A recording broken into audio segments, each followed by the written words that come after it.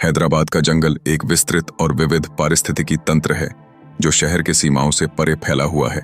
यहाँ की हरियाली न केवल प्राकृतिक सौंदर्य का एक हिस्सा है बल्कि यह कई वन्य जीवों का घर भी है।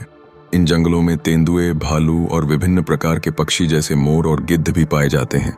ये जीव जंगल के पारिस्थितिकी संतुलन को बनाए रखने में महत्वपूर्ण भूमिका निभाते हैं। जंगल का अतिक्रमण और उसे काटना विभिन्न प्रकार की समस्याएं उत्पन्न करता है।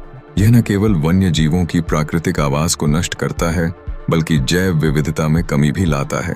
जब जंगलों को काटा जाता है तो मिट्टी की गुणवत्ता में कमी आती है और जलवायु परिवर्तन को भी बढ़ावा मिलता है।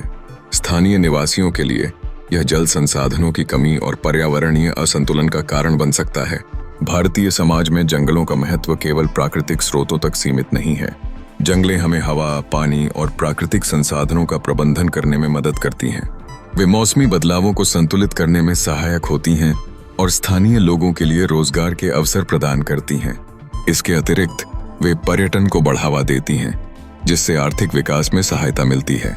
यदि हम जंगलों को संरक्षित करते हैं तो हम न केवल वन्य जीवों का संरक्षण करते हैं बल्कि हम अपने आने वाले पीढ़ियों के लिए एक स्वच्छ और स्वस्थ पर्यावरण भी सुनिश्चित करते हैं।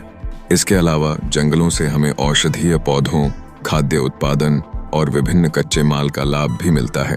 इनका संरक्षण हमारे राष्ट्रीय संसाधनों को भी सुरक्षित रखने में मदद करता है।